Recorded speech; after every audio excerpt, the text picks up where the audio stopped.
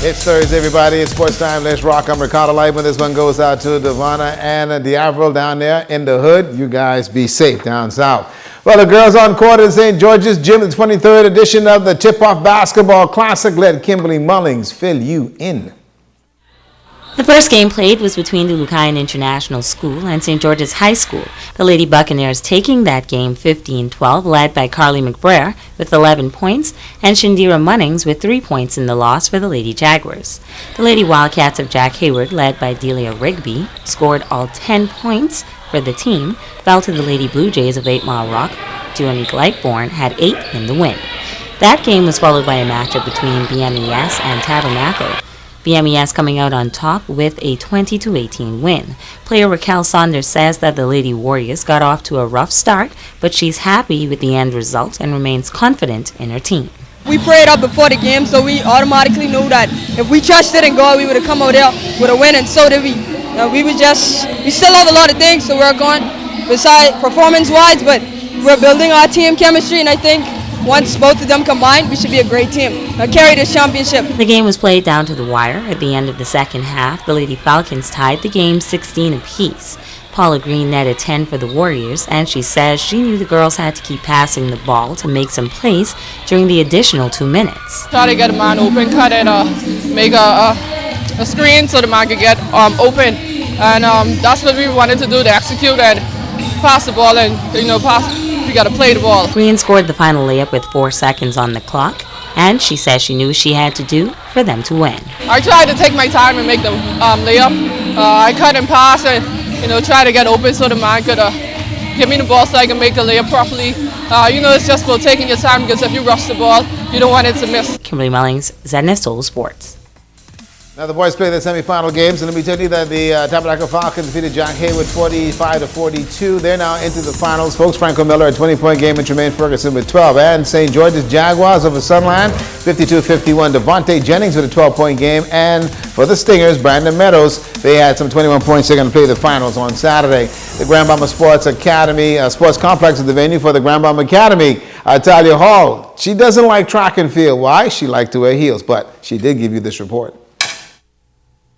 All of the youngsters at Grand Bahama Academy were out in full force for their annual sports day. The two teams, the Red Snappers and the Blue Marlins, were on the track vying for first place.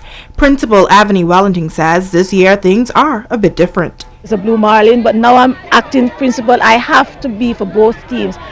And like I said, it's always a joy just to see the children participating on the track and see the talents that they showcase when they come on the track, because we know that not all students are academically gifted, and that's why it's important that they are well-rounded, so we give them that opportunity to showcase. Physical education teacher Stefan Forbes says it's always fun to come together as one. What the sports competition normally does is it prepares us for our island sports.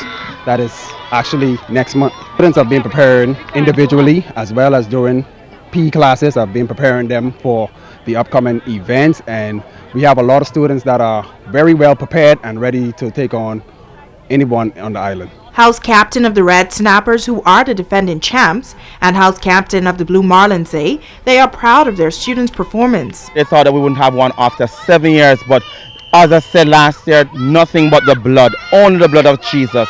And today, thus far, we're not really counting on champion yet because it's still close. We're leading by 30 thus far, but I still believe the same blood that helped us to win last year, the same blood that will take us through this year to win again. The Blue Marlins, they're really putting out that team effort. They're really participating. They're getting in there. They're doing their races.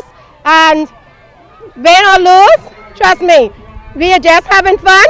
And like I said, it's all about team sport, team play, and that's what our house is really all about. It's Talia Hall, ZNS Total Sports.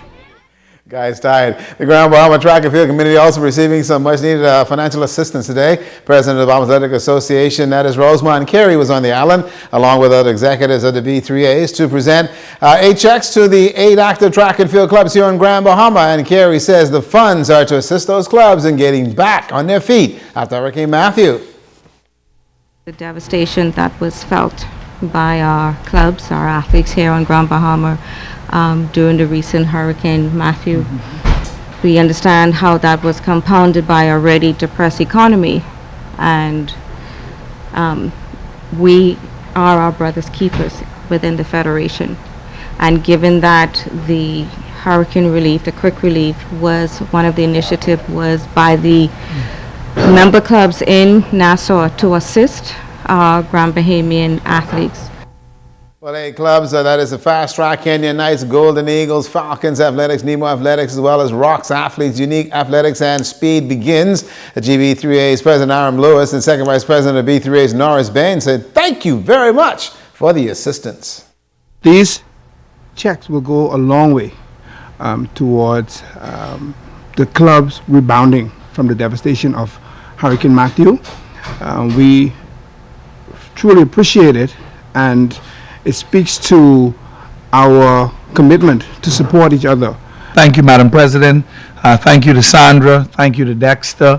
And I believe if the President continues to be a woman who has her ears open to the cries of a membership, I think that she'll be President for a very, very, very long time.